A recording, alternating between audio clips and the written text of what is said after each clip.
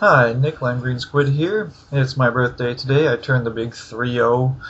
April Fools, April 1st. Apparently it's National Atheism Day too, which is awesome, because I'm sure every atheist has fantasized at one point being the one atheist messiah that brings the change to the world, even though we don't believe in messiahs or anything spiritual like that. I know people are going to take that out of context and run with it. Whatever. Stupid, ignorant people will do stupid, ignorant things. Anyway, I just wanted to bring you a bunch of quotes from my very favorite author of a lot of books that I've read, Glen Cook. He is my favorite author. He's done the Black Company series, the Garrett P.I. series, and the Instrumentalities of the Night series. His views on religion are very clear, and they're very intelligent, and I agree with pretty much every one of them. He writes in a style that just is easy to absorb. It's easy to get into because he writes like just another guy. He bullshits with everything. It's funny, hilarious, and epic, and emotional, and just beautiful and great. He's an awesome author. Everyone should check him out. The Black Company series, Garrett P.I., and Instrumentalities or Tyranny of the Night series. Anyway, here's some quotes from his books that I've taken over the years. In religion, precise truth has almost no currency. True believers will kill and destroy to defend their inaccurate beliefs, and that is a truth upon which you can deny. Spoken by Sleepy of Water Sleeps from the Black Company series. It is an easy intellectual step to the conviction that whatever you do must be part of God's plan. Justification for villainy has no intellectual boundaries. Knows no intellectual constraint. That's what happens when you try to read and try to look at the screen. But yeah, Glen Cook, just one of the narratives part of Tyranny of the Night from the Instrumentalities of the Night series. He thought that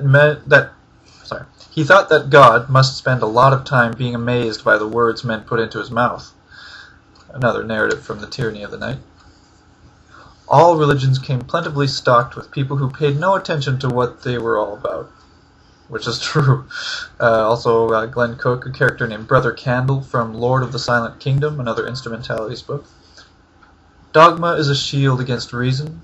Faith is the way you defend yourself against real-world evidence. Also from Lord of the Silent Kingdom. You are part of a culture that just can't survive and prosper if it becomes infected by a widespread disbelief in the absurd. February Cloven, a wizard from the Lord of the Silent Kingdom book. And there are a few that I have noted here from just pages out of books that I haven't typed down yet. Here's from the Black Company. The first novel, obviously, I first picked it up in the library because the character looks kind of like Darth Vader, but it has nothing to do with Darth Vader. The story is not anything like that. It's not copying anything. It's just the character wears black and a black mask to cover themselves. The quote here, I am not religious. I cannot conceive of gods who would give a damn about humanity's frothy carryings-on. I mean, logically, beings of that order just wouldn't. But maybe there is a force for greater good, created by our unconscious minds conjoined, that becomes an independent power greater than the sum of its parts. Maybe a mind thing that is not time-bound. Maybe it can see everywhere and every when, and move pawns, so that what seems to be today's victory becomes the cornerstone of tomorrow's defeat. I thought it was an interesting quote. And another one here from the other book that I just bought, Petty Pewter Gods. This is from the Garrett P.I. series. He's a private investigator in a fantasy time, where these stories are set, and right now he's been hired by gods to save their asses, pretty much, because they're going to be kicked off the street of churches. They're at the last end of the church, and they're going to be kicked out of it, and if they're kicked out and their last believer dies, they disappear. So, it's really funny, really good story. But the quote here, let's see, I have a few quotes spoken by one of the characters. Gods are absurd, Garrett, and it is a hypothesis, not a theory. A theory is supported by experimental proof. Theory is a much abused word, particularly by those in the divinity trades. So yeah, check out Glen Cook. He is my absolute favorite author.